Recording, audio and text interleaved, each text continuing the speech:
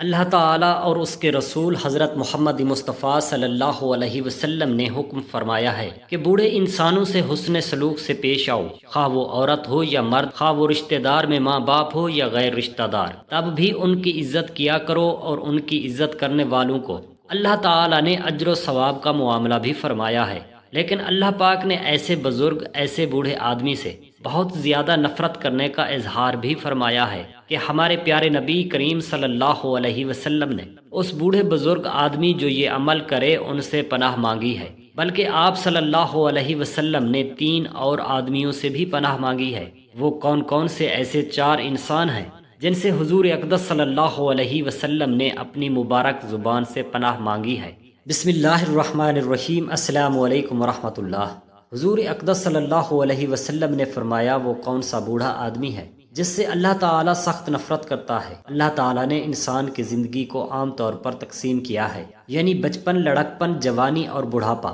پیدائش سے لے کر جوان ہونے تک، یعنی ابتدائی 3 مراحل میں انسان کی رہائش اور خوراک، خوشی اور راحت، معاشی کفالت اور شادی بیاہ، دیگر مالی اور جسمانی اور اخلاقی اور تمدنی تمام تر ضروریات کو پورا کرنے کے لیے والدین اپنے تمام تر توانائی قربان کرتے کرتے بوڑھے ہو جاتے ہیں۔ عمر رسیدہ افراد اپنی کمزوری، ناتوانی اور ضعیف اور عمر کی وجہ سے ذہنی اور جسمانی لحاظ سے بچے کی مانند ہو جاتے ہیں۔ جو کل تک دوسروں کا بوجھ اپنے کندھوں پر اٹھایا کرتے تھے، آج وہ خود عمر کی اس منزل پر دوسروں کے رحم و کرم پر ہوتے ہیں اور ان کی خدمت اور محبت کے محتاج ہوتے ہیں۔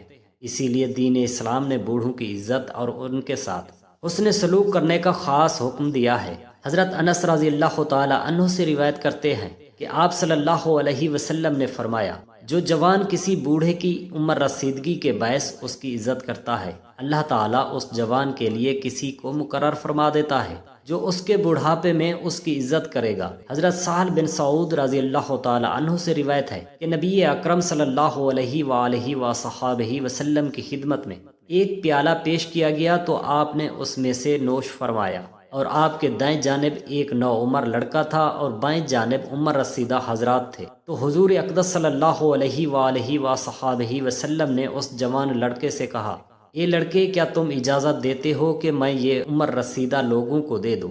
اسی طرح ایک اور روایت سیدنا انس رضی اللہ تعالی عنہ سے مروی ہے کہ نبی کریم صلی اللہ علیہ وآلہ وصحبہ وسلم نے فرمایا، جس شخص کو اسلام کی حالت میں 40 برس کی عمر مل جائے، اللہ اس سے 3 قسم کی بیماریاں، جنون، کوڑ اور چیچنوں کو دور فرما دیتے ہیں۔ جب وہ 40 سال کی عمر کو پہنچ جائے تو اللہ تعالیٰ اس پر حساب کتاب میں آسانی فرما دیتے ہیں۔ جب وہ 60 سال کی عمر کو پہنچ جائے تو اللہ اسے اپنی طرف رجوع کرنے کی توفیق عطا فرما دیتے ہیں، جو اسے زیادہ محبوب ہے۔ جب وہ 70 سال کی عمر کو پہنچ جائے تو اللہ تعالیٰ اور سارے آسمانوں والے فرشتے اور ملائکہ اس سے محبت کرنے لگتے ہیں، اور جب وہ 80 سال کی عمر کو پہنچ جائے تو اللہ تعالیٰ اس کی نیکیاں قبول فرما لیتے ہیں اور اس کے گناہوں سے درگزر کا معاملہ فرماتے ہیں۔ اور جب 90 سال کی عمر کو وہ پہنچ جائے تو اللہ اس کے اگلے اور پچھلے سارے گناہوں کو معاف فرما دیتے ہیں، اور اسے زمین میں اسیر اللہ کا نام دیا جاتا ہے، اور اس کے اہل خانہ کے حق میں اس کی سفارش قبول ہوتی ہے۔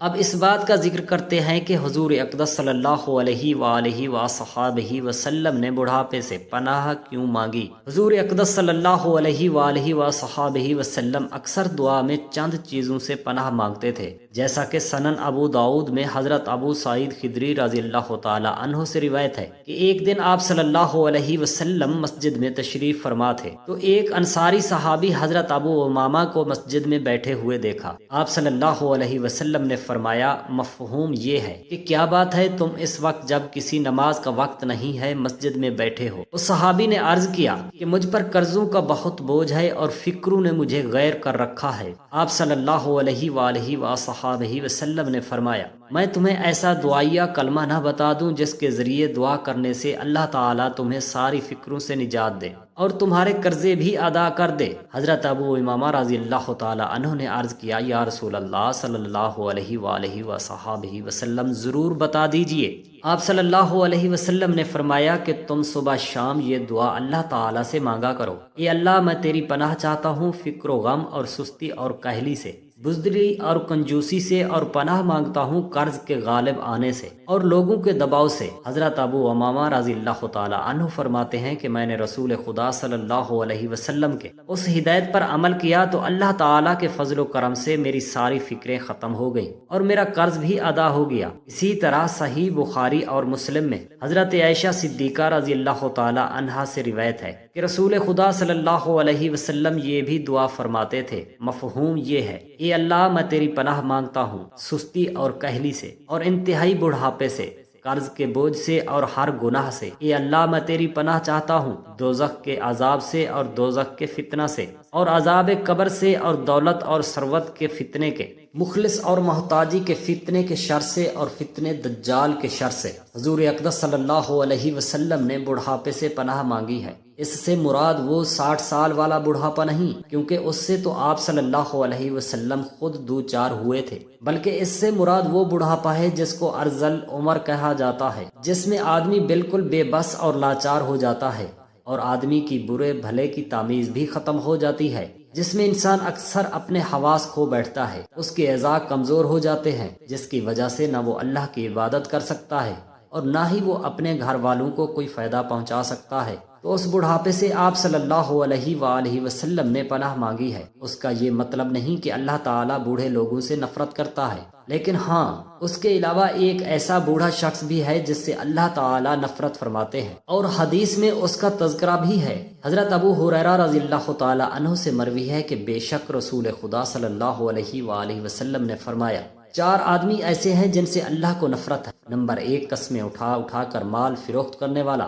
یہ وہ شخص ہے جس کو حضور اقدس صلی اللہ علیہ وسلم نے فرمایا کہ اللہ تعالیٰ ان سے سخت نفرت فرماتا ہے۔ قسم اٹھانے سے مال تو بک جاتا ہے، لیکن گھر سے برکت بھی اٹھ جاتی ہے، اور اسی عمل کو مد نظر رکھتے ہوئے اللہ تعالیٰ ایسے انسان کو ناپسند فرماتے ہیں۔ نمبر 2، متکبر فقیر، یعنی کہ وہ فقیر جو تکبر سے اللہ کا نام لے کر بھیک مانگتا ہو اور جواب میں یہ بھی کہتا ہو میں نے اللہ کے نام سے مانگی ہے، ایسے فقیر کو اللہ تعالیٰ ناپسند فرماتے ہیں۔ نمبر 3، بوڑھا زانی۔ آپ صلی اللہ علیہ وسلم نے فرمایا، بوڑھے زانی کی مثال یہ ہے کہ وہ زندگی کا بیشتر حصہ گزار چکا ہوتا ہے، اس کو اچھے بھلے کی تمیز ہو جاتی ہے، لیکن پھر بھی اس کو مرنا ہے، اس کو مرنے کا ڈر نہیں ہوتا۔ اس نے بزرگی کے اس حصے میں زنا کیا تو گویا اس نے جہنم خود اپنے لیے منتخب کی۔ ایسے شخص کو اللہ تعالیٰ پسند تو کیا، جہنم کے گہرے کھڈے میں رکھے گا۔ اور نمبر 4، ظالم حکمران۔ آپ صلی اللہ علیہ وسلم نے فرمایا، حکمرانی سخت تحفہ ہے۔ اللہ تعالیٰ نے فرمایا، حکمران کا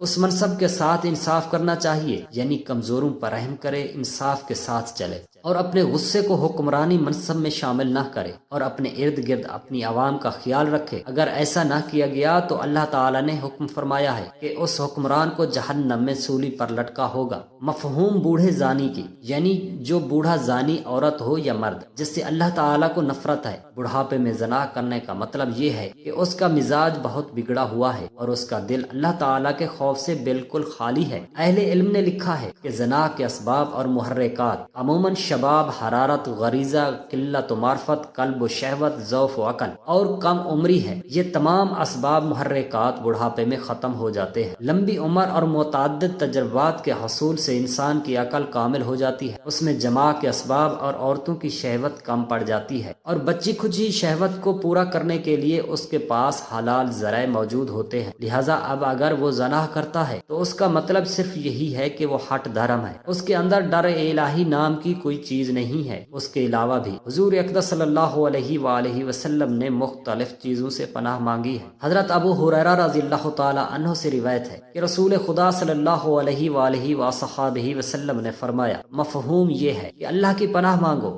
بلاؤں کی سختیوں سے، بدبختی کے لائق ہونے سے، بری تکبیر سے اور دشمنی کی ہنسی سے۔ اس حدیث میں 4 چیزوں سے پناہ مانگنے کی تلقین فرمائی ہے۔ در حقیقت دنیا اور آخرت کی کوئی برائی اور کوئی تکلیف، کوئی مصیبت اور کوئی پریشانی ایسی نہیں جو ان 4 عنوانوں کے علاوہ ہو، بلا ہر اس حالت کا نام ہے جو انسان کے لیے تکلیف اور موجب پریشانی ہو، جس میں آزمائش یہ دنیاوی بھی ہو سکتی ہے اور دینی بھی۔ روحانی بھی ہو سکتی ہے اور جسمانی بھی، انفرادی بھی ہو سکتی ہے اور اجتماعی بھی، لہٰذا بلا کا لفظ تمام مصائب، تکالیف اور آفات کو شامل ہے۔ اللہ تعالیٰ سے دعا ہے کہ ان احادیث میں حضور اقدس صلی اللہ علیہ وآلہ وصحبہ وسلم نے جن چیزوں سے پناہ مانگی ہے، اللہ پاک ہمیں ان سے محفوظ رکھے، آمین یا رب العالمین۔ جزاک اللہ خیرا کثیرا۔